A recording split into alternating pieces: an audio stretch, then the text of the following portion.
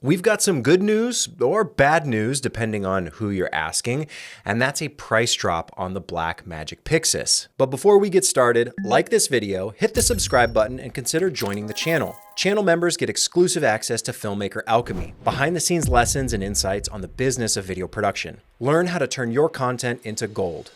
Yes, you heard that right. Right now, you can go over to B&H and get the Blackmagic PYXIS, this relatively new camera, for a $500 discount on both the L mount version and the EF mount version. This is a box camera. If you are into this sort of thing, this is probably great news if you haven't picked one up. If you've already bought a PYXIS, you might be sadly maybe regretting it a little bit, considering now there's $500 off, bringing the total price point to $2,500. If you don't know about the PYXIS, let's talk about the specs real quick, just to give you a high-level overview. This is a full-frame 6K sensor. A lot of people have talked about this being a Sony sensor, very similar to what is in the Lumix full-frame cameras, the S5 Mark II, the S9. A lot of people complaining that this sensor is getting a little bit old, a little bit outdated. I believe it's maybe, I don't know all the sensor specs. Of course, they're modified, they're tweaked by each company, but kind of buying off the shelf from Sony, you can pick up this sensor to make your own kind of camera. And that seems to be what Blackmagic did. That's kind of what Panasonic did with their Lumix full frame cameras for the S5 Mark II and the S9. We'll see if that stays the case with their new offerings. We've got the S1R Mark II rumored to be announced very soon from Lumix. So we'll see what they do with the sensor tech, but I think this is like an older sensor, probably from like the A7 III, I think is what people speculate. It's like kind of that old, where we could get into a whole other video about Sony and their sensor tech and their cameras and what they're doing proprietary for themselves versus what they sell to other companies. But we can look at it that way. Basically, people kind of say the sensor is a little too slow, doesn't have a fast enough readout speed, meaning you get a little bit more rolling shutter. I really like the S5 Mark II. I really like the S9. So take it for what you will. If you're someone who wants, high action, fast, quick pan kind of stuff, maybe not the sensor for you, but regardless, it is a very affordable price point, $2,500. So we've got the full frame 6K sensor. They do call it a large format sensor. That's a whole other topic that we can get into about the kind of naming of these things. What's large format? What's medium format? What's full frame? Seems like they're kind of being used interchangeably these days. 13 stops dynamic range, dual native ISO, 4-inch HDR LCD touchscreen, built-in streaming via Ethernet or 4G, 5G. We've got 2 CF Express card slots. We've got a USB-C port, and we can do up to 6K, 36 frames per second, open gate or anamorphic. Of course, I love open gate. Who doesn't? It's great. It's awesome, not just for anamorphic, but for vertical horizontal production. You probably already know that, but if you're new to the channel, welcome. OpenGate, look it up. It's incredible. We've got the Canon EF lens mount for this version, but there's also the mirrorless style mount and the Leica L mount, and we can record RAW. Of course, Blackmagic RAW is one of the favored premium codecs that everyone knows and loves these days. Been around for a while. B-RAW, kind of the antidote or antithesis to Red Code RAW. B-RAW being almost raw, basically raw, but they're doing a little trickery to get around the red patents. And I think there's the way the data is encoded that makes it a little bit different, not maybe true raw, but very good. I know a lot of people who are very happy with B-RAW. I've shot it from time to time. Back then I was running into issues every once in a while, like 1 out of 100 clips would just not decode properly or give me some kind of corrupt issue. It was never a problem. I always found a way around it, but it was a little bit too much of a headache for me. That's why I kind of stayed away from it. Of course, your results may vary depending on if you're using Resolve or Premiere or Final Cut or what operating system you're on. And that's kind of the dangers or downsides of RAW, is that you need the software to support it. And so if you are interested in RAW workflow, RAW production, definitely it can be done. There's a lot of people who do it successfully, but make sure it works for your specific setup, your operating system, the software you use. Really test it out, put it through its paces. B-RAW is great, don't get me wrong. It's just there's a little bit more risk, a little bit more exposure, just like there is with anything. You start shooting H.265, if you're used to H.264, you might run into issues there as well. If you're trying to do ProRes on a Windows machine, there's issues and they can be there. A lot of this stuff has been solved over the years, but it still creeps up from time to time where just there's a compatibility quality issue. So just make sure whatever you're recording is good for your workflow. That's why I always recommend practice, testing, shooting your own stuff before you ever bring it on a client job, just to make sure you've ironed out all those kinks and you really know that it's rock solid. But B-Raw is great. It gives you a lot more flexibility than you would get with your typical log footage or your Rec 709 footage. Of course, RAW, you get the ability to change those settings after the fact. You can shift your white balance, you can change your ISO, all those great things. But we can also record H.264 proxies on the PYXIS, and we get switchable side plates, mounting threads, and Ethernet and 12G SDI ports. You can go read into the specs further. I really like B&H how they have it on their website, where you can just dive into the specs and really whatever question you have, it's almost always answered somewhere here. You want to know the ISO sensitivity range, 400 to 3200. How many advertised stops to dynamic range? 13. There you go. You got RAW, you got stereo, all your inputs, outputs, everything you could want and more. But why do people like the PYXIS? Why was this so hyped? Why did it get sales right away? And why do people avoid it? Let's talk about all that stuff. So, a box camera. This is supposedly the holy grail. If you ask any commenter on the internet or any commenter on YouTube channels, you know, a box camera. We need box cameras, box cameras, box cameras, box cameras. And Blackmagic made a box camera that I think not enough people bought. I don't know how many people bought the PYXIS. We can see here on B&H. Let's see, we got 25 reviews. That's a decent showing for reviews, I'd say. You can go read through those if you'd like, see what people have to say. You know, they're the people who bought it, who've used it. I personally haven't had my hands on the PYXIS, but the reason I stayed away from it is because, one, I don't particularly like the box style format. I think it's kind of clunky to have to build out your camera in a way that makes it usable each and every time. I much prefer a photography style body that I can hold and still shoot video, meaning it has the grip built in. If you're buying a box camera and you want to shoot handheld, you're going to add a side handle, you're going to add a grip, and that just makes it bigger and bulkier over time because you keep adding on all these accessories. Let alone the PYXIS does not have internal ND filters, which is one of the main reasons that I would use something like the Blackmagic Ursa Mini, which has the built-in NDs. The PYXIS doesn't have built-in NDs. It also is lacking the other built-in thing that I love, which is IBIS. There's no stabilization built into the PYXIS. So you're buying a small, tiny box camera that you have to rig out, trick out with all the odds and ends and accessories, and maybe that's the style you like. That's totally fine. I'm just telling you my perspective and what I would prefer. I like a photography body that can come right out of my case and I can hold it, I can shoot with it right away. Buttons right in my hand, everything nice and grippable. And if I want to trick it out, if I want to rig it out, I can, but it's not a requirement. It's not each and every time I'm shooting, I know I have to build this thing, which is kind of the case with these box cameras, unless you just build them big and then store them that way, in which case you're working with something that's maybe 3 times the size, 4 times the size as what a base photography body is. The other thing I don't like about box cameras is that they're inherently not really great for photography, which is another huge part of production these days. If you're doing any kind of work, video work, you're going to need thumbnails, behind the scenes photos, social media photos, vertical, horizontal. You need all the types of content and coverage. And that's why I really, really prefer the hybrid model of production, the photography and the cinematography. The tographer in me wants to do both, and I want a tool that can do both. So I stayed away from the PYXIS, and it seems like, considering this price drop of $500 so soon after the release, it seems like maybe other people stayed away as well. Don't get me wrong, this is a great deal for a great camera. I love Blackmagic. I love their menus. I love B-Raw. I love everything they're about. I just think they haven't really kept up in terms of being competitive with what are the newest, latest, greatest offerings from Lumix, Sony, Canon, Nikon. These photography bodies keep getting better and better and better.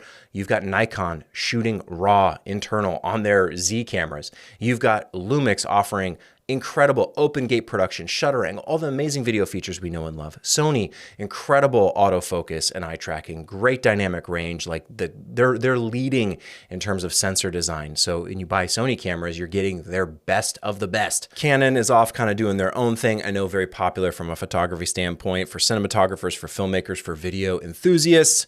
Canon, maybe hit or miss. I know a lot of people have switched over to other systems away from Canon just because they're frustrated with the lens selection, etc., and some of the more proprietary aspects of the Canon ecosystem. So does it surprise me that the Blackmagic PYXIS got a price drop this quickly? Yeah, it does. I'm kind of shocked. My jaw hit the floor when I saw this, like $500 off a $3,000 camera. Now it's $2,500. That's right in line with these same full frame offerings, but obviously something more for filmmakers, cinematographers, the people who want to make movies, and maybe you're an independent shooter, you're an amateur filmmaker. This might be your perfect camera, your dream camera. So like I said, this could be great news. You could go over to B&H, scoop it up at a steep discount. I believe this does end February 20th. So that's pretty soon. That's in like a day. So you better do this right now if you want this thing, because this deal is going away. But also maybe it's a little bit showing that the PYXIS at $3,000 was a little bit too expensive to really move the amount of units they were trying to move with something like this. I love what Blackmagic has done, kind of undercutting the market. When the cinema camera, the Blackmagic cinema camera first came out, I believe around this price point when it was first announced, $2,500, way back, almost probably 10 years ago now, their first cinema camera, kind of a goofy little box thing. Very cool, very interesting. Believe it was only 1080p back then, but obviously they made further advances with the pocket cinema camera that I know a lot of people love, the Ursa Mini, of course, and all the variants thereof. And now they're into the 12K, large format, whatever that means, 16K, all these crazy resolutions and features that were locked behind, $10,000, $20,000, $50,000 RED cameras. We weren't shooting RAW. That was new with Blackmagic, right? Offering RAW at an affordable price point, offering incredible filmmaker features at an affordable price point. But unfortunately for them, Canon, Nikon, Sony, Lumix, etc., have continued to push their hybrids to the limit. Yes, plenty of them are guilty of making mistakes, designing these photography bodies without proper thermal management, so they overheat. I've talked plenty about that.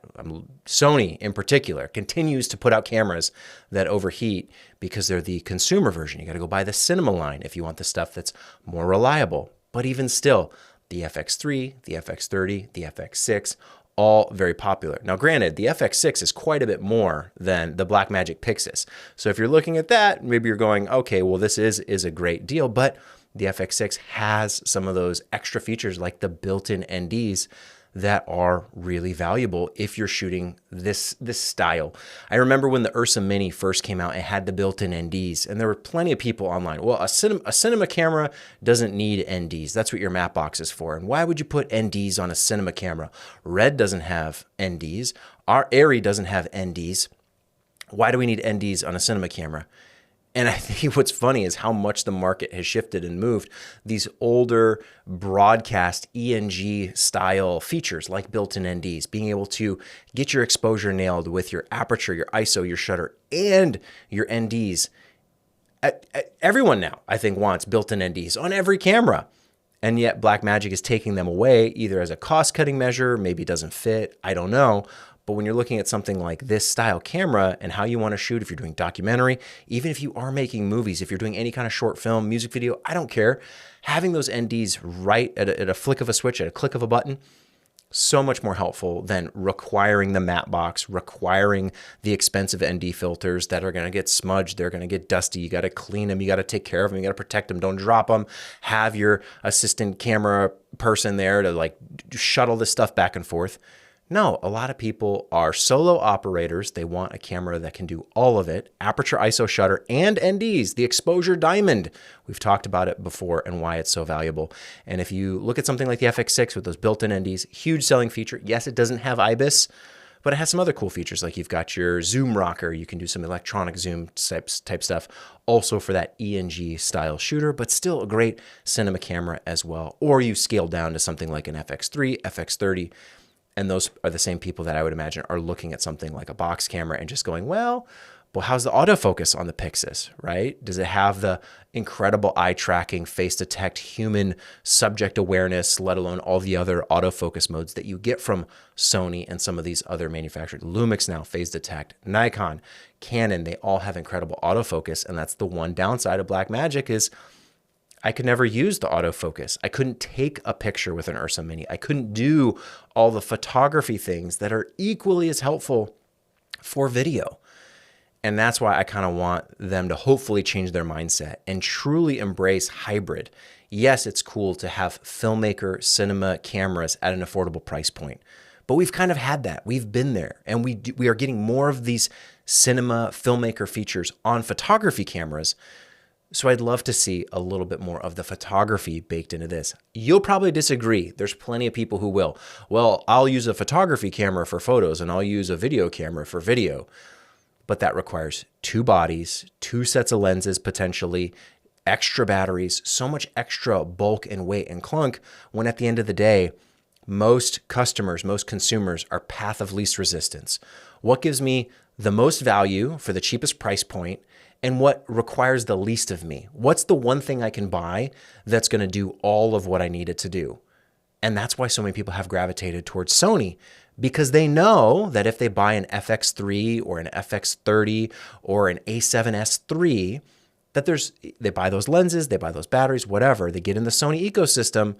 Well, all of a sudden they can upgrade later to an FX6 if they want, or an FX9, or some new Sony comes out and they can just keep adding cameras to their kit that all make sense, that all work, that all do very similar things. Yes, there are some that are designed specifically for photography, and there's others that are specifically designed for cinema, but those lines are very blurred these days. There's a lot of blending happening between the two, and I think it's a mistake to focus exclusively on cinema box cameras like the PYXIS that sacrifice too much, for my opinion. Even if this was a cheaper camera, even if this was $1,000 camera, which you can find Blackmagic cameras that have similar features for $1,000 nowadays, because on the used market or even other variants, some of the Micro Four Thirds stuff, they're older cameras. They have even tinier, the micro cameras from Blackmagic, super cool. But if it doesn't do enough, if it doesn't have enough of those features, it doesn't really matter what that price point is. Because are you going to pay $1,000 for something that does half of what you need? Or are you going to spend $2,000 to have the one body that does it all? And I think that's what's hitting the market right now. That's the problem. There's a lot of people who are super excited for the PYXIS. They're into video production, they're into filmmaking, they're cinematographers. They want to buy a production camera, and so they bought the PYXIS. But I don't know how big that market is. I don't know how many of those customers are there willing to spend $3,000 when you have so many more. And don't get me, you don't have to be the most popular. You don't have to sell the most units, but you have to have a sustainable business model. You have to have people willing to buy your product if you want to keep making more and stay in business and get that ROI, get the profit you're looking for. Compare that to what Sony has done, which is incredible, the amount of customers they've pulled away from Canon, from Nikon. Sony, that is crazy what Sony has done over the last 10 years, focusing on things like mirrorless, autofocus, and full frame. Like those three things. And just decent, flexibility, usability, having models at all different price points. But it's the photography, the video, the hybrid model, but really focus mirrorless, autofocus, and what was the third thing I said? Full frame. That's what I said. There's a lot of power in those simple things that Canon, for the longest time, didn't go mirrorless. They tried to with their M mount. Nikon stayed away from mirrorless. Oh no, who wants mirrorless? No. But you look at the power and the advantages of mirrorless. You look at what you can do with the autofocus, phase detect, tracking that Sony has implemented. You look at how much the full frame look is sought after. And that's why Lumix kind of lost out with sticking with Micro Four Thirds for so long and not embracing phase detect.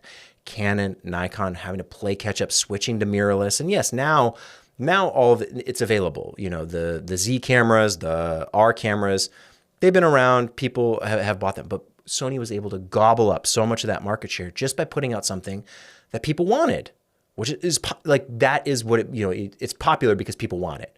And it offers the value at the price they're willing to pay. And there's a lot of reasons that I don't particularly like the Sony cameras. The overheating, the lack of features like shutter angle, open gate, etc. We've talked about all that. Even the folder structure, the card architecture of where the files are stored and navigating the menus. I think it's all kind of a pain, all kind of clunky, but still those big tentpole features, mirrorless, autofocus, full frame, really move the needle for Sony, as well as, embracing the cinema line in addition to their prosumer and consumer line. Blackmagic with something like the PYXIS, it's cool. It's great that it exists for the people who want it, but it does surprise me and it doesn't surprise me. that it got the discount. I'm surprised it came so quickly, but I can understand why it's happening. If in the background they're saying, oh, we need to move a few more, we made too many of these, we got to move a few, clear them off the shelves, let's give them a discount.